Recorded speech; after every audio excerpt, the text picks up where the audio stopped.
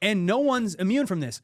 Freaking Blockbuster, $1 billion company, out of business. Small, big, retail, online. Kodak, $1 billion company, bankrupt, and now basically, like, they were the market leader. What's really fascinating about Kodak is they literally developed the digital camera, but they made the decision not to take it to market because they thought it would hurt their film business. Ask at LiveBearded.com. Not ask. What you don't understand is The spot opened up literally next door. That's a big freaking win for the company because it started this show. Spencer and Anthony. It's crazy how loyal Guys were thirsty for some one of the lube. encouraging men to be the best version. Ask us anything. Welcome to the Beardsmen. That is a good question. You know, you got 14 hours, let's say, a little bit burnt out, unmotivated. Week, not their birthday. I gotta extend it. Welcome to the Beardsmen. I am here with the founders of Live Bearded, aka the Beardsmen, Spencer and Mink. What's up, guys? I'm Spence. My name is Mink, and we started this podcast because we love talking to our community. Spence and I started Live Bearded almost 7.5 years ago now. Ooh. And through this Throw that process, our favorite part of running this company has been connecting with our community, chopping it up. We love it when guys come to the office. We love just having the opportunity to connect with other like-minded individuals. And we thought we would start this podcast to answer your questions and talk about the experience of being a man in the world today. Which is a crazy one. You could say that for sure. Yeah, guys. Oh, I forgot to say the show where we talk, mock, and never walk away from the conversation. Oh, there we'll we tell go. them now. I just did. Okay, I'm sorry. Yeah, just in case you guys were wondering, this is the show where we talk, mock, And never walk away. from the conversation. From the conversation. They beat me. Yeah. And the conversations we have, they vary, guys. You know, here at Live Bearded, we're passionate about encouraging men to be the best versions of themselves. So, of course, we want to talk beard grooming, but we want to talk men's lifestyle, fitness, health, wealth, relationship. Literally, this is an Ask Us Anything. So throw your questions in. JR, if they get questions, how do they get them to us? If you have questions, you can email them to us at ask@livebearded.com, and we will get your questions there. Or you can throw them up in the comments on past episodes, but we're excited to answer them and kind of hang out with you guys. Yeah. Put them in the comments. How you guys doing? So it's officially December. Holy shit. The year is almost over. Christmas is coming. What is Man. it about time that literally when you're a little kid and older people are like, man, the years just go by fast. You're like, man, fuck off, grandma. Like, You told told, all the time in the told world. your grandma to fuck off? Well, never. it was I after love she my turned her grandma. back. He It was was just like, after- fuck off, grandma. Coming in hot. Nah, I love my grandma. But you know what I mean? You don't really understand it. And then you get older and it's literally the years just kind of, they evaporate faster and faster and faster. Yeah, one of my favorite quotes is, life is like a roll of toilet paper. The closer you get to the end, the faster it goes. There's truth in that. There's so much truth in that. I love that. Yeah, Never heard that. it's one of my But it gets favorite. smaller, it goes faster. Okay. Wow. That's a good one. I learn something new every day. Thanks, Dropping JR. some heat. You're welcome. Adding value right out of the gate.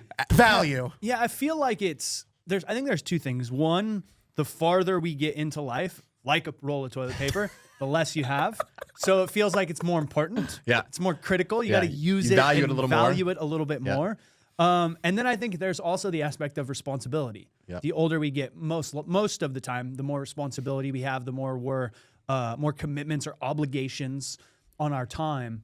And I don't know about you guys, but you know, if you're just to sit around all day and do nothing, time moves pretty slow. Yeah. Right. Like that's one of the reasons why I love going to the beach and just chilling for a week. It's like, let me sit on the beach for a few days, let time go by slow, recharge. But in day-to-day life, whether you're Whirlwind. married, kids, business, job, work, fitness, whatever, right? It's like On top of any things you're dealing with. yeah. Yeah. So it is an interesting paradox, and that's why I think it's so important to just be as intentional as we can with how we invest our time and attention. Otherwise, man, 20 years passes you by, and you're like, what the just happened? Yeah. I'm just thinking Dark back thought. to So I think this is actually one of the last recordings we're going to have before the new year. Yep. Since we're taking a little break for the holidays. I thought that was your way of announcing that we're ending the podcast. This is going to be the last recordings we have. That's a close on the beers. Get the fuck out of here. No. like- So I'm curious, what are you guys most excited about for 2024? I know it's a little bit premature. I haven't even thought about it personally. Yeah, that's a but good I'm question. just curious, put you guys on the spot a little bit. I mean, mine's pretty easy because Yeah, I've got a baby boy coming in about, due date's in like 4.5 weeks. I don't know why this didn't register until this last week, but babies come early super often. And so in my head, I was like, 6 weeks, 5 weeks. And it's like, no, that could actually be tomorrow. So literally any day now, we're just holding on tight any day now. But by the start of the year, we should have a baby boy here. And that's definitely what I'm looking most forward to is the opportunity, the privilege and honor to be challenged and become a new father and get to learn Yeah. all that comes with being a father and raising a son. as a new father to be, what are you most intimidated by or nervous about? Like brand new experience. You know, one of the things we say here at Live Bearded is the first time you do something, it's the worst time you do it, right? So, Sorry, future This kid's son, gonna have a I'm gonna great suck time. as a dad for a short period, but your brother's gonna get it good. yeah, No, but, that's right. I'm the oldest. But it's true. You know, That's but true. No, also that's true it's too. like Yeah. when you've never done it before, it takes some time. You know, Yeah. you don't Trial know and what error, to you're stumbling expect a little and bit. blah blah blah. You know, and you hear those stories like the first one, you know, you hold forever, you never want it to cry. Yeah. The next one, you just fucking let it cry in the Tossing crib around, yeah. forever. Yeah. Yeah. So I'm curious, like when you think about it, what are you most? And I don't mean this in a negative way, but Yeah, like yeah. what are you most nervous about sure. or intimidated by or? Yeah, I don't think there's anything inherently with the man, it's tough. For me, the one thing I keep going back to is going back to time, because I think already in my life, it's hard to fit in all the things I want to do and trying to be efficient with my time and knowing that it's going to be critical for me as a father to be extremely intentional as a father and be present, while also being a phenomenal husband and be present in my relationship with my wife, while also being a phenomenal business partner and showing up and leading the team and helping. And I don't want to neglect any of those things, health and wellness, fitness, all those things. How do you fit all of that into your 24-hour day? And just being really, I think I'm a little nervous as to how I can allocate and manage time a little bit better to be the most efficient motherfucker I can, to make sure I can be all in the areas of my life that I want to be and play all out, and not sacrifice one or the other, and figuring out how to discover what that flow looks like. Maybe that means the gym sessions get cut down in half for a while. You know, there's going to have to be give and take. If you're saying yes to something, you're saying no to something else. So figuring out how to reallocate my days to make sure that I'm showing up in all the areas that I want as a father. Yeah, just without know- neglecting the other things. Yeah, just know if you get flabby, we can't use you in commercials anymore. Damn it! The Don't cut downside down of it, on I the get gym. it. It's like, okay, you start looking at your days and auditing. Well, fuck, I can't spend 2 hours at the gym. Like, I got to cut that down to 45 minutes and find ways and find efficiencies to still be around in all the other areas. So it's it's intimidating. It's fucking intimidating. Yeah. What about you, JR? Most excited about in 2024? I'm most excited about releasing my movie in 2024. That's yeah. that's just been a bear to deal with. How long have you been working on that? I started editing in April, and then so I spent a month on it there. Then I moved here, and I spent the summer working on that, and then I picked it back up in July. So like a couple months. Yeah. I know you're the only one editing. Yeah, The only one. only one. It was 2 hours. Now it's an hour and 43. There's down. so much. There's so much. They don't know about movies though. What about you? What are you looking forward to? Yeah, it's an interesting question. I think 2023 has been probably the most challenging mental and emotional year I've had in a long time. And I feel like, you know, with that comes the growth and the strength and a different level of perspective or clarity or understanding. I think on the other side of obstacles and challenges, we have a greater level of clarity of what we want. And, you know, at a glance, just off the cuff, I think I'm really excited to see the growth and the continued progress here at Live Bearded. I don't have a kid on the way or a wife on the way or anything like that I know of. So for me, it's like work mostly. I've started to create a lot more content personally, and that has brought a lot of fulfillment because it's content around sharing some of my experiences and how I relate to the world. And so I'm excited to continue to get better at that and share a little bit more of my message and my story and use that as hopefully a tool to help encourage and inspire people on their journey. So I would say just kind of growing through the pain of this year and growing into the opportunity of next year. There isn't one particular thing at this point. Yeah, that would be what I know. I'm launching my personal podcast in January. That's been like a year and a half in the making. So excited about that for sure. Entitled to Nothing, right? Yeah. Yeah, so watch out for that. If you like the Beardsmen, check out Entitled to Nothing too. Speaking of passing knowledge and experience on to people, you want to pass on some of that stuff with questions from Yeah, the let's community? do it. Get it. Yeah. Dig in. Yeah, we love when guys come by the office or when they reach out to us online, ask us questions, chop it up. It's one of our favorite things. Again, that's why we started the show. So if you have any questions you want to ask us, if you're in Arizona, come by the office. You can ask us in person. And if not, shoot us a message, drop us a comment, and we would love to get to it. Yep. Our first question comes from Harry. Harry said, I've been thinking about starting my own business, but it feels like a daunting task. What advice do you have for aspiring entrepreneurs on getting started and staying motivated? Yeah, so I actually did an interview yesterday. This guy reached out and asked if he could interview me for a entrepreneur specific e-commerce newsletter that he's putting together. And one of his final questions was, what advice would you give to new like entrepreneurs or people that are just getting started in e-commerce. And if I remember it correctly, I said, number one, it's going to be the hardest thing you ever did. It'll be way fucking harder than you think it's going to be. And don't get into it unless you're willing to struggle and to go through the challenges and the obstacles. I just said this year was the hardest year mentally and emotionally we've had in a while. We've been running this business for 7 years. We make 8 figures a year. Like, you often think in the beginning that once you get to a certain point, things are going to get easier. And the truth is, it doesn't get easier. You just get stronger and you're capable of carrying more weight or juggling more things or making bigger decisions. But if you continually grow, the decisions are continually growing beyond your capabilities. And there will be points in times where it's very, very difficult. It's harder than you ever think it would be.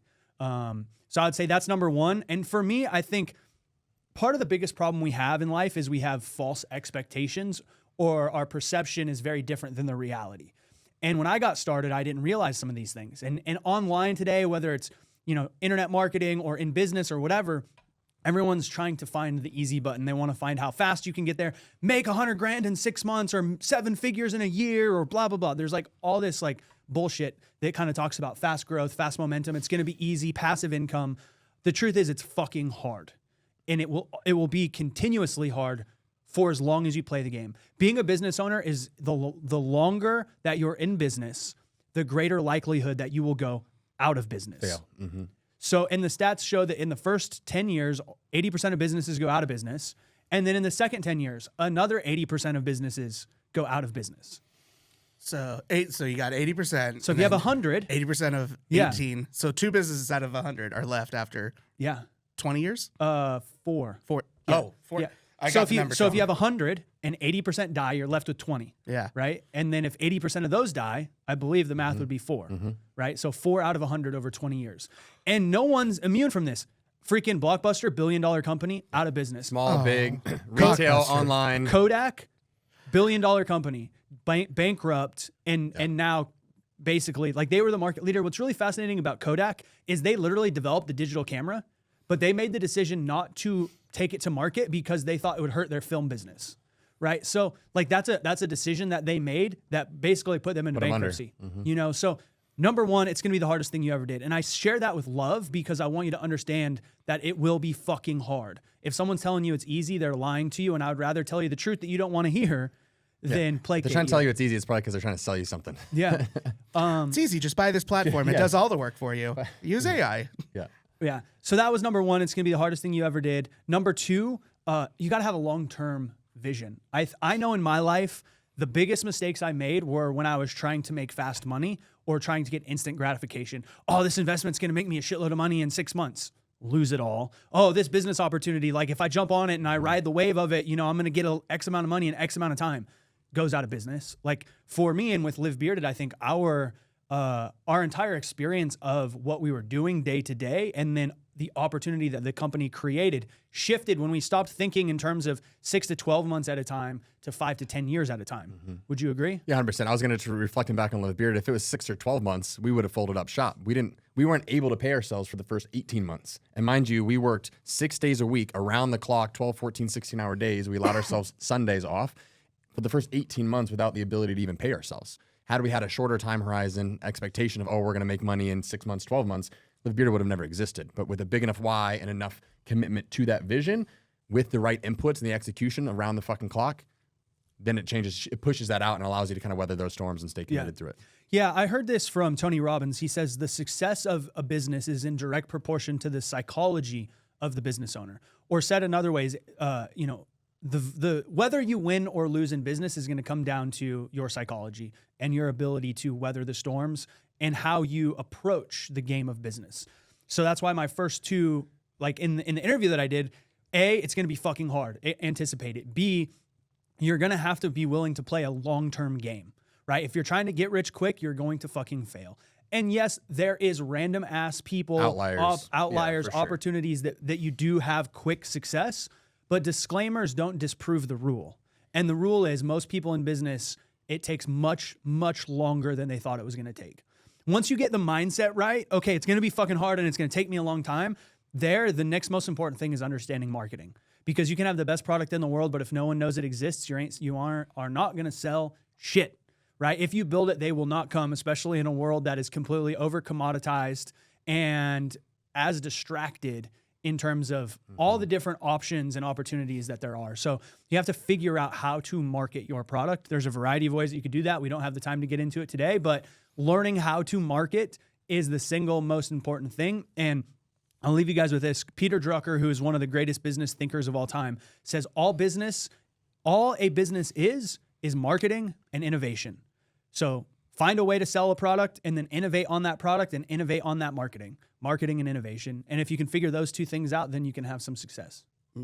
Yeah, the only other thing I'd add to that, and I think 100% spot on, is find ways to add more value than anybody else can. Yes. Right? Because at the end of the day, like what you're trying to do is build a relationship with your future potential customers. And if you're not adding value and you're trying to sell shit, well, to your point, everything is becoming commoditized. You can find cheaper products that are, on Amazon, whatever else.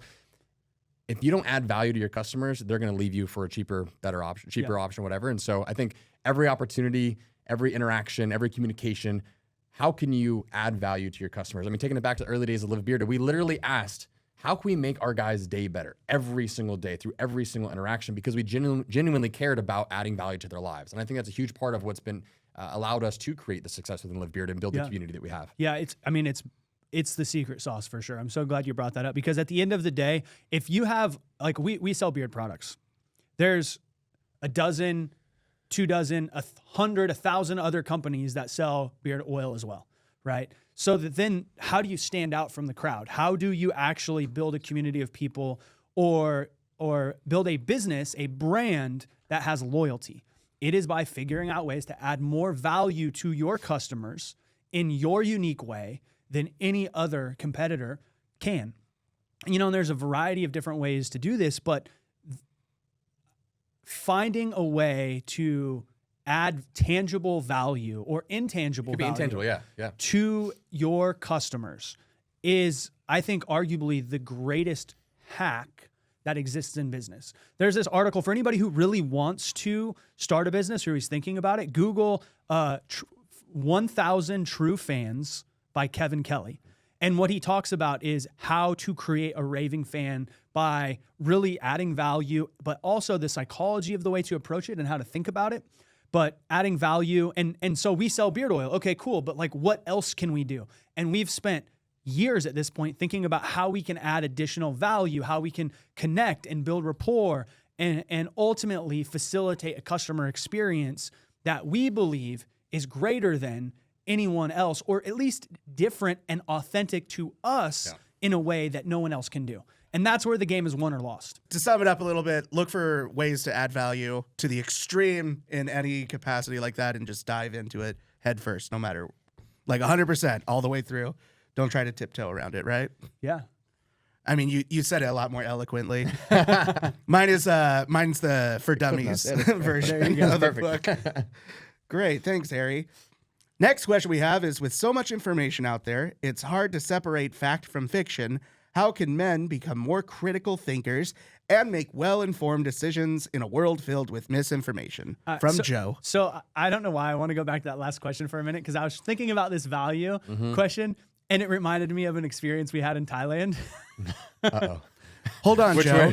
Hold on, Joe. We have to talk about Thailand. No, it is so silly, and even I know that this is the truth, but I still enjoyed it. Remember the ice cream lady? Oh yeah. Right. So there was this ice cream truck. It was literally a fucking van that she retrofitted to have ice cream coolers in the back. Coconut ice cream. It was the best handmade coconut ice cream. At least she claimed it was handmade. Coconut ice cream ever. It was legit. It was fucking amazing. We would literally get on our scooters like a 20-minute and drive. drive 20, 25 minutes for a lunch break. Wait, like like Vespa scooters. Yeah. Scooter life. Yeah, like mopeds. Wait, dude, feeling some ice cream, bro? Fuck yeah, man. Let's go. Yeah, 100%.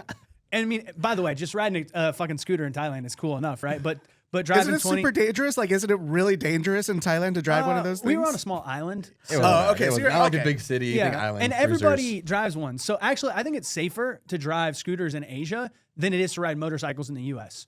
because the amount of awareness of people, like one for one, there's probably twice as many scooters as there is cars on some places, like on the island we were at, it was probably 3 or 4 to 1 in terms of more scooters than cars. Yeah. So people in a car are aware of their surroundings and what's going on. Versus here, I'm riding my motorcycle into the office and this fucking girl next to me is like driving with her knees, putting on makeup, fucking eating at the same time. Like, dude, it's shit scary. But my point is, so we get to this ice cream place and every fucking time, I remember the first couple times I went there, she'd be like, oh, hello, my friend. Hello, my friend. I make good deal for you. I give you extra scoop. I give you extra scoop. So I'm thinking, damn, she's giving me value, right? Like, she recognizes me. I'm coming back. She's saying, hello, my friend. How are you? I'm going to give you extra scoop, right? And so I was thinking like, damn, it's worth this 25-minute drive. A, because it's great. And B, she always gives me an extra scoop, right? Until one day I was standing in line behind someone else who I could tell had never been there before because they didn't know anything about it. And she goes, oh, I give you extra scoop. And I was like, wait a minute. I'm not special? Wait a minute. I'm not special. And then the next time, right, I was like paying attention. And not that I care, right, because it still worked on me, but I was just curious. You care because you're talking about it right now. I'm a business guy, right? So I'm like, I'm thinking in terms of marketing, like, oh, does she do this all the time or does she just do it to me because I'm a regular, you know? And sure enough, every fucking person, I give you extra scoop just for you. I give you a good deal. I'm like, so she's giving people extra scoops to add extra value. Right?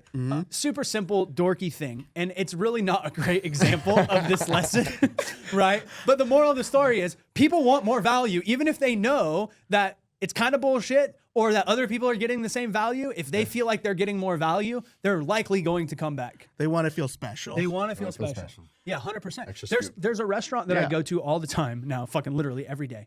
It's retarded. But every time I go there, they know my order. They give me 25% off. The other day I went there, they're like, hey man, this meal's on me. Just fucking gave me the whole dinner for free, right? And then I go to the coffee shop around the corner and I'm sharing these stories for you guys that are out there listening because there's so many ways you can add value. It could be more product, but it could just be understanding someone's order. When I go to a place and they know my fucking order, I'm like, oh damn, I went to Hawaii like 6 months ago. No, in October. I went to Hawaii in October. It's December, so 2 months ago. I haven't been there in a year. I walk into one of my favorite restaurants. The girl behind the counter is like, oh, it's so good to see you. Do you want your usual? I was like, what's my 6 months? I'm like, what's my usual? This was a year, bro. Oh, a year? I'm like, what's my usual? She's like, you want the salad with seared ahi, right? And fries? I was like, holy shit. Like, I love this place. Because they recognized, they knew me. There was that personal touch, right? I go to the coffee shop by my house. They know my name. They put on the thing, Mink, boom. They know what my order is. So I share this because, and if you're not in business, but you're thinking about your experience with other people, you tend to do business with people that make you feel like you're valued, right? I had I love business, so I'm going off on so many tangents. I had the opposite experience recently. There's a coffee shop by our place. I'm going to freaking name it. It's called Schmooze, right? Beautiful coffee shop, probably one of the coolest coffee shops in the Valley. About a year ago, I went and sat down and I was working, and the guy comes up to me. He's like, hey man, just so you know, you only have 60 minutes. I was like, excuse me? He's like, oh, we're reserving this for people that are eating and not working on their computer. So you can only be here for 60 minutes. And I was like, wow, okay. I never went back until like a week ago. I didn't go back for a year. And a week ago, I was like, you know what? I really like this place. I was going to meet a friend there anyways. So I went early, sat down, opened up my laptop. Within 10 minutes, that same dude, the owner, comes up to me. He's like, hey man, you can't sit here and work. And I was so taken back. I was like, sir, can I? At least they're consistent. I was like, sir, I'm going to be honest with you. I'm a local. I live right around the corner. I get in the winter, it's busy season and you're busier here now. But in the summer, when it's fucking dead and no one wants to come here, I'm the local customer that you're driving away. And he was like, what do you mean? And I was like, when you tell your local customers that you don't want their business by telling them they can't come here and work, you're literally hurting your own business. And he's like, this is the best part. He goes, well, if you knew anything about business, you would understand. Oh. I was like, okay. He's like, I make my money from people that eat food, not just drink coffee and work. He didn't know. I was like, wow, this guy, short-term. He was not curious. Yeah, short-term thinking was not focused on providing an experience, was focused on how can I get immediate results? How can I move people in and out? I don't want to build a relationship. I just want to get money. And what's interesting is I go to a lot of coffee shops. I do a lot of business meetings. I literally was like, I'm sorry you feel that way, sir. I'm going to, like, just being honest with you. I will never come here again, and I will never refer anybody else here again, and I will never have any more business meetings or anything, because this type of experience with a customer is what drives people away. And he just like walked away from me. And I didn't do it out of spite. I was like genuinely trying to say, like, we have to be honest about our experience. And if we're going to improve, For anybody out there that's listening, if we fuck up at Live Bearded, we want you to tell us. We want you to say, you fucked up, you did this and this sucked, and I want that It's the only way we learn. It's the only way we can do better and improve on what we're doing, right? Yeah. You should have taken that feedback as like, oh, wow, maybe there is something here. Okay, Yeah. tell me more. And Yeah. actually hear, Yeah. Well, and I do want to point out that you guys actually do, like, you do that to an extreme. If, like, a butter spills or something in a package, it just, like, it gets all over everything. of it. Yeah, it's like Jeremy or Kane or Justin, they're just like, oh, yeah, we got you, brother. And then, like, it's fixed. And, like, customer's happy. Yeah. So why did I go down this tangent? Because there's a lot of people that probably aren't business owners. They're probably thinking, what the fuck does this have to do with anything? Yeah, sorry, Joe. Keep waiting. In so many ways, business is the game of life, whether you're a consumer or you're a producer. And everything that we experience in the modern world today was sold from someone to be used by someone else, right? Our experience, everything that we have in this room right here was sold from someone to someone so that we could do this. So it's unavoidable for us to not think that we're wrapped up in this game of business or consumption, right? And so I think if you want to have better relationships, finding ways to make people feel special, finding ways to make them feel valued, extra phone call. One of the things that I do at the end of the year, and I don't do it all the time. The end of the year is a good time to think about doing it, but I try to do it throughout the year, is I'll just record a random video and send them to people. Hey man, was just thinking about you. Just want to say thank you. We haven't chatted in a while. You know, I really value our friendship, blah, blah, blah, blah, blah. One of the guys who bought my first businesses, he wrote me a check for $545,000. Like a couple of years went by and I hadn't talked to the guy. And it was around New Year's. And I just recorded a message. I was like, hey, his name was Shannon. I was like, hey, Shannon, you know, I know we haven't chatted in a while, but I just really want to say thank you, blah, blah, blah, shit, whatever. Just thanked him for his, for the impact that he had in my life, for the advice, for everything, the experience. And I sent it to him. He sent me a message back and was like, that is genuinely one of the nicest things anyone has ever sent me. I've never received a message like that. He's like, if you ever need anything, I'm always here. Because it was coming from a place of genuine like authenticity and vice versa. And I've done that before for a lot of different people just as a way to stay in touch. And what I realized is like, wow, I'm adding value to people and they like that. So if you're in business or you're not, if you're a parent or you're not, like the game of life in a lot of ways is finding a way to serve other people. And the more that we can serve other people, the more that service comes back to us. The more that we love on other people, the more that love comes back. Whether it's in business, relationships, or any aspect of our life. I'm really glad you brought up the value tangent because it like really took this in a much more tangible way because to me, we're here to serve a higher calling other than ourselves. You know, some people think that's a religious sense, but it could just mean how can I serve humanity in a higher sense? And I think those two things are connected and aligned. So it doesn't matter what you believe, but bringing awareness to like how we experience things and then how we can support and love on each other, I think is the most powerful thing we can do. Okay, what did Joe say now? Yeah. Dennis, Joe, James, what was his name? Joe. It was Joe. If you like that tangent, drop me a comment in the message, or drop me a comment below and let me know. And if you think I went off on some bullshit rant and it sucked, drop me that comment too, so I can learn and grow and get better. Yeah. One last thing. my friend is it's a joke thing. So being nice and sending random messages to people, that was actually a prank I used to pull on people in high school. Back when you didn't have like phone locks or something, and you could get into someone's phone just by like picking up the phone, Flipping it. yeah, just by flipping it, Opening it. But I would go in and I would send as many messages as I could. Like I think the most I got once was 30. I'd send 30 texts out, and it was always the same message. It was I just wanted to tell you I've always admired you. And that was the text I sent out to everyone. And then like they get their phone back and then it starts like blowing back up. Everyone's really happy and it's positive. And they're just like, I didn't send the message. So they either tell them I don't admire you or they just have to own up to it. Fun prank. Like a positive prank. If you can unlock a phone now. Nice. But yeah. Sorry, Joe. Here we go. Next question is from Joe. With so much information out there, it's hard to separate fact from fiction. How can men become more critical thinkers and make well-informed decisions in a world filled with misinformation? I think we're all trying to answer that question. I think everyone struggles with misinformation right now. Like you don't necessarily know what to believe. Like that video you showed us earlier on TikTok. 100%. Is it real? Is it real? Yeah. Or yeah, It's only right, getting worse right with before we AI. started recording this, I was scrolling through Instagram and I saw this video of what looked like human robots. Basically, they were robots, but they looked like they were human. And they're walking and they pick up a gun and they start shooting it at a fucking Cybertruck. And then another robot gets out of the Cybertruck and is like, "It worked! I'm alive!" You know. And I was like, "This is gnarly. Is this real?" you know? And It sucks when you have to ask yourself that question with so many of these things. yeah, I don't know that there's a true answer to this. I think the most important thing to do these days is to try to apply a common sense filter to everything and take everything with a grain of salt. Yeah. You know, I think whether it's all the war bullshit in Ukraine or in Israel or the COVID stuff, or if you think about anything that is divisive or quote taboo. Yeah. Let me clarify what you mean by the war bullshit. You mean just like both sides just saying like whatever it is. Yeah, like you not don't know. the fact that there is a war or isn't a war going on, but just Yeah. like people just different throwing mud perspectives and sides, everywhere. Yeah, I just use the term bullshit loosely because who do you believe? You listen to one thing and it's contradicting the other side of the argument, and vice versa, and in both those scenarios. And then I think again with COVID and all this stuff, like, did you guys know there was a groundbreaking report that just got released about COVID?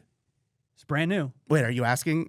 I thought you were going off on a bit right No. now. Okay. No, This is real? Yeah. This is real. Okay. What was Okay. the groundbreaking? What is new? This is real. They have now proven that natural immunity is stronger than vaccinated immunity. Well, there you go. Oh, you mean kind of what everyone was Kind of saying. what like fucking herd life is mentality in true, life, that yeah. what we've known forever, right? Like that people were banned off social media for saying and fucking lost their accounts and their businesses and shit because so my point is like oftentimes there is no way to know except for applying common sense. Yeah. You know, and using the COVID example, it's like, well, we've had natural immunity, and every other time in history, natural immunity has been stronger than vaccinated immunity, but not now. Yeah. That doesn't necessarily add up, right? Yeah. So critical thinking, using past reference points and common sense and trying to distill the information, I think what's scary to me, and this is something that Andy Frisella says a lot, which I listen to his podcast quite a bit. You know, he says, as humans, it is completely understandable and acceptable that we would believe the news and the people that are, quote, in authority. Like that is totally acceptable, and that should be the case. But unfortunately, we can't take people at their word at face value anymore, right? And so I think the first part of the process is to just say like, okay, I can't just blindly trust or believe what someone else is telling me.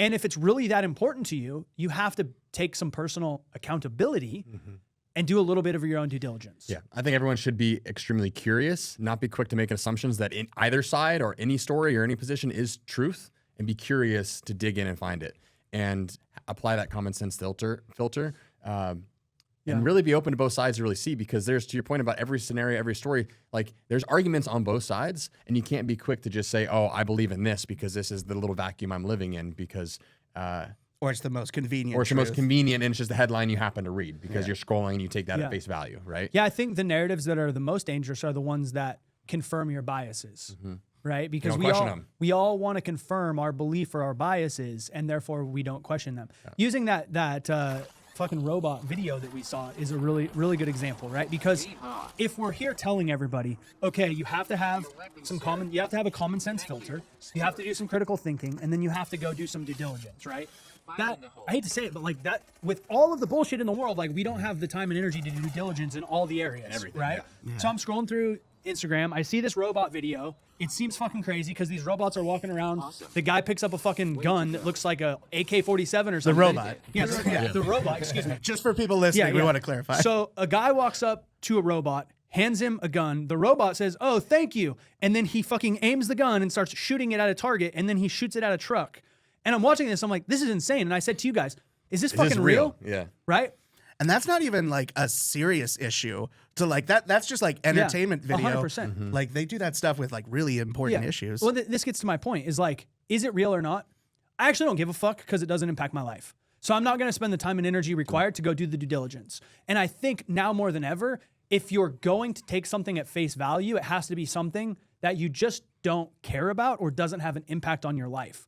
But if you're hearing something that is more of a big issue, whether it's a war or health or other things, and you're like, I don't know if this is true. I think those are the things that have genuine impact that we have to invest a little bit of time and energy to do some due diligence on. So it's not everything. It's just the things that have an impact on our current circumstance with where we're at.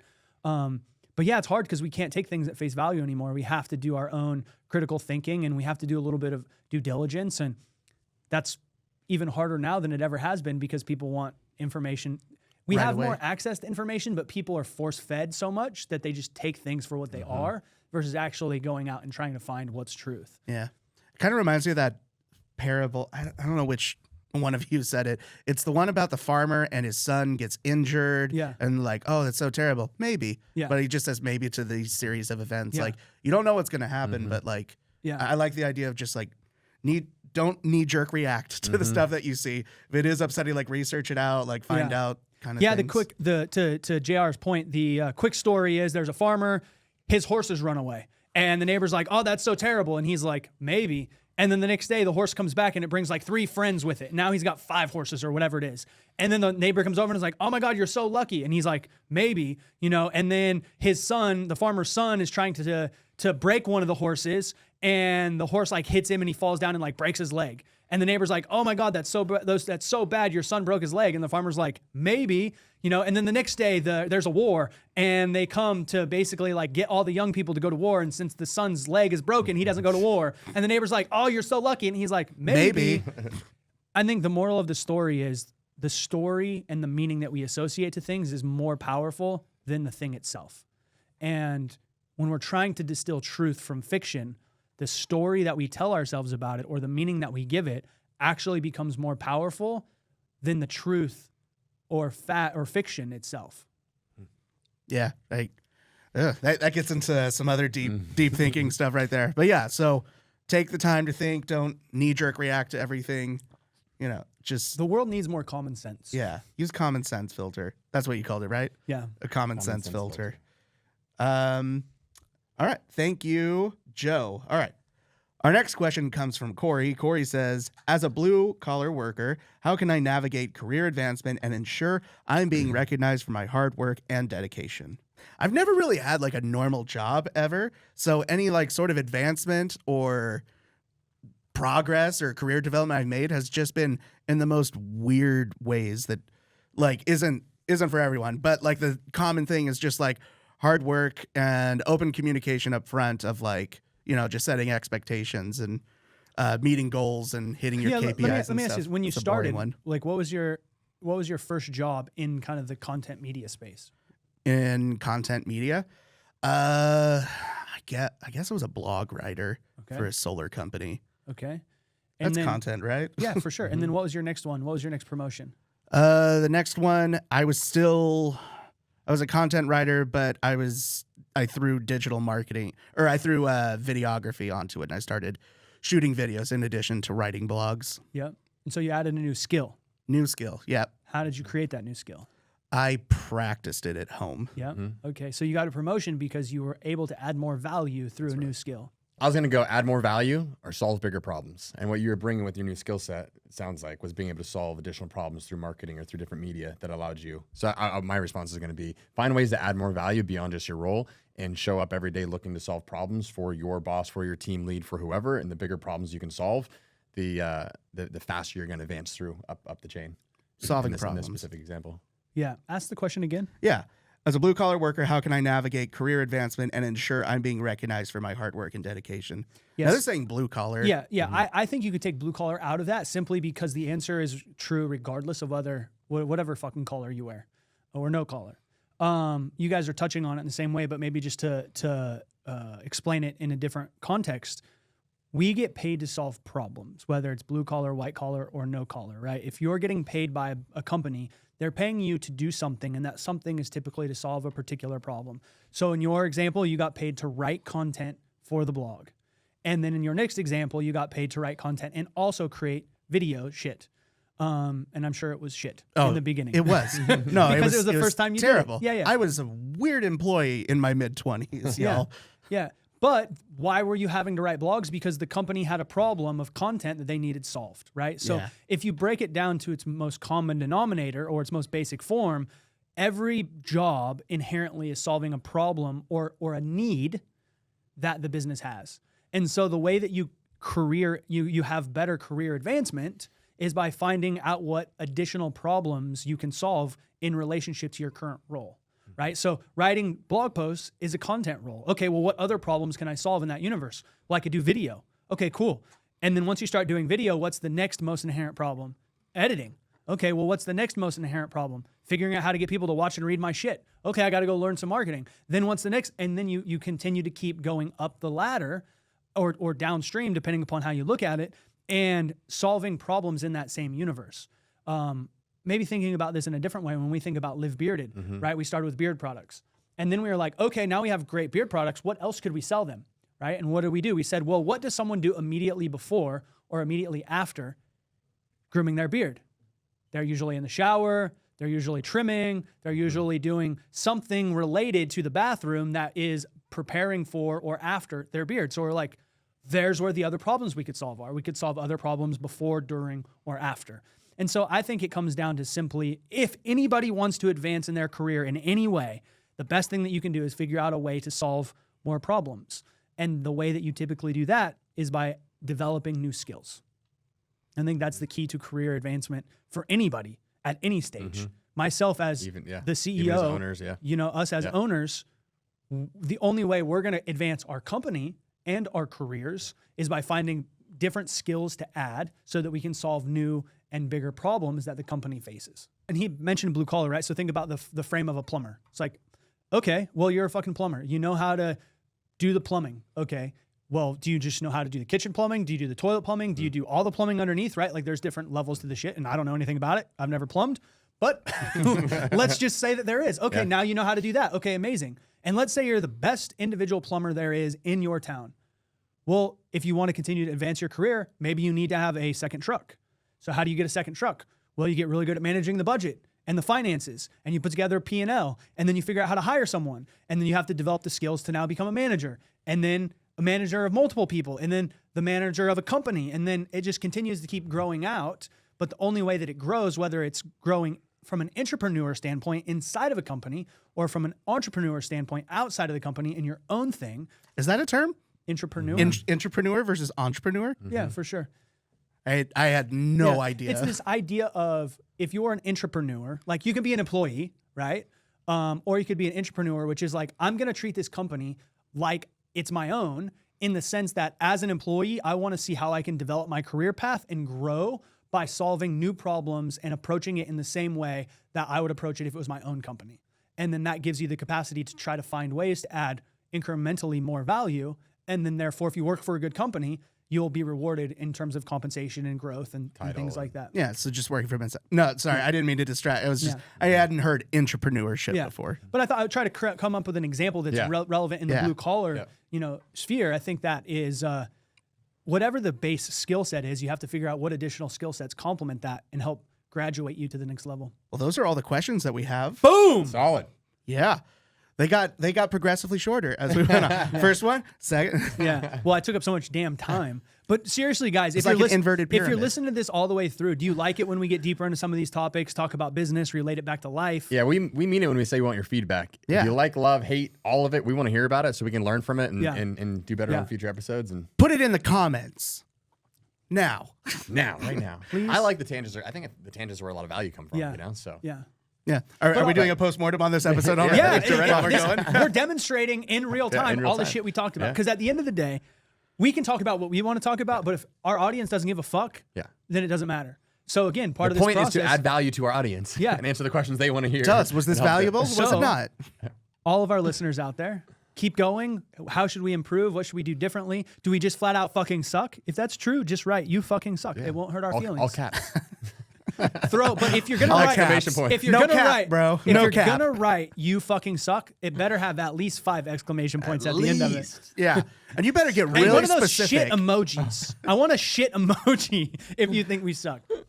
But if you think we're cool, then just say, nah, man, I liked it. I really like it when people get really specific with their insults. Yes. That really lets my ego be able to protect myself easier. Yeah. If you say you suck to me, it's just like, oh, well, there's just so much that sucks about me. Yeah. What is What it? specifically? What Which part? specifically is the worst?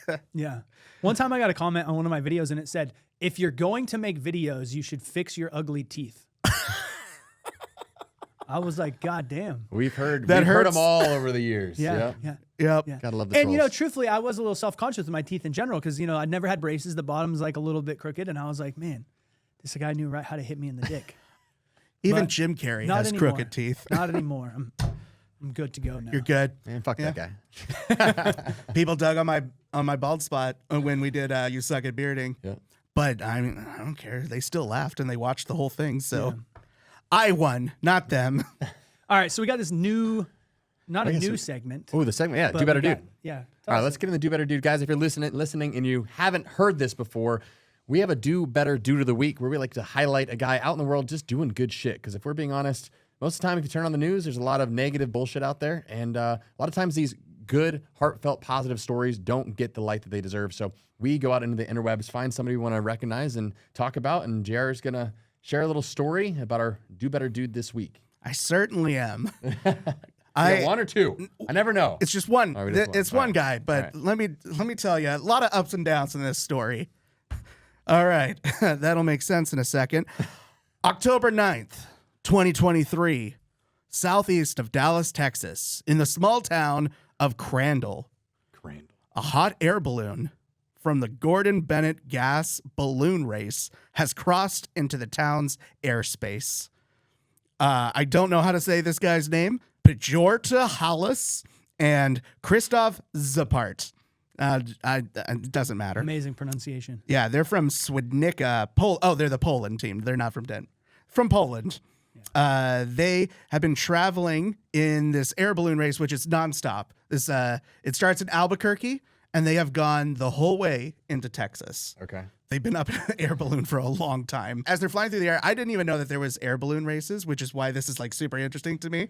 Like I was reading about the Do Better Do, I'm like, what is this? And then I shot myself off into a tangent. This is a balloon race though that happens all the time. Well, the point of it is to stay in the air balloon and go the farthest distance that you can. Do you just have to like hold it the whole time? Like, what if you really got to piss? Do I you mean, piss- I think they got a poo do bucket you, do you up like there. piss off Yeah. the side of the? Can you imagine? You think it's They raining? probably dump it in like space that's like not occupied. They probably They dump probably have to their dump it, shit. for sure. For sure. For sure. Toss it overboard. Like it's fascinating, right? Because they stay in the air balloon for so I mean, long. how long are we talking though? Are we talking a week? We talking 2 weeks? We talking I think It would like get 6 hours? cold up We there. get cold. Yeah. it is cold. Elevation. It's at I want to say 72 hours. Okay. They were up there. And it's all dependent on wind, right? Like you can go up and down, fill up more air, right? But you're not going directionally. Yeah, the farthest the winner of this one I think made it all the way to the East Coast. Damn. So let's start out with it's crazy. Regardless of that, the Poland team, Team 1, was in Crandall, Texas airspace when they crash and their balloon catches fire and it collapses to the ground. You thought this was going to be about them, right? No, it's not. It is about Israel Alfaro, an English teacher who saved the Poland team from burning in their hot air balloon. So he's driving home from school in his car going, and he sees just this huge pillar of smoke. And he's just like, oh, what's going on? He pulls up, he sees this hot air balloon that's just burning. It's engulfed in flames and smoke. And there's already a couple guys there.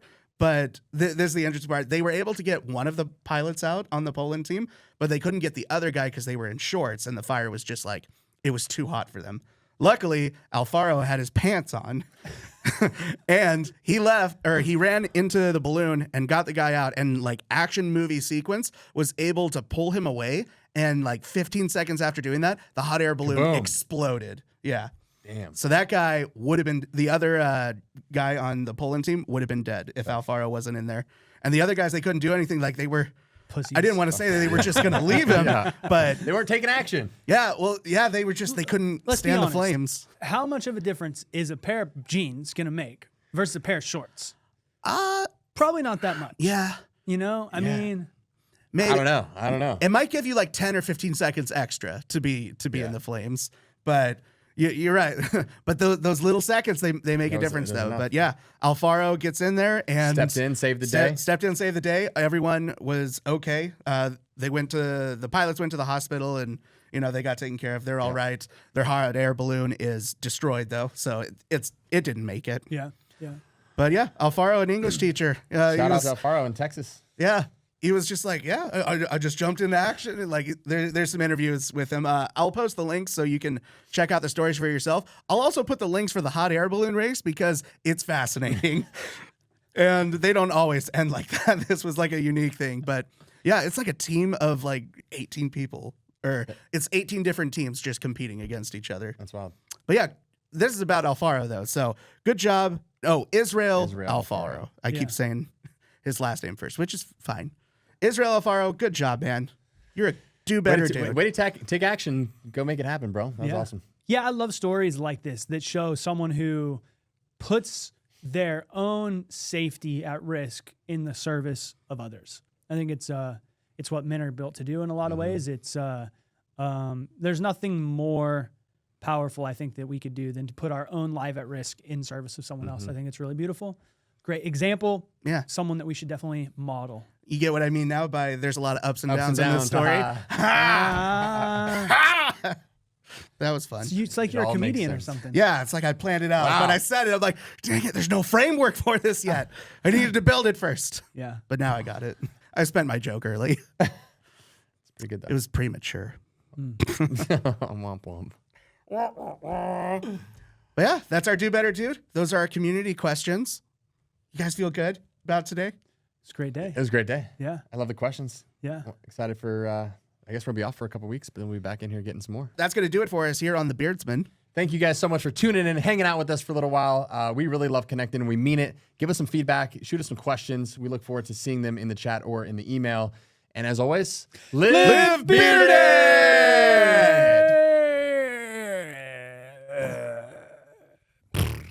Mic drop.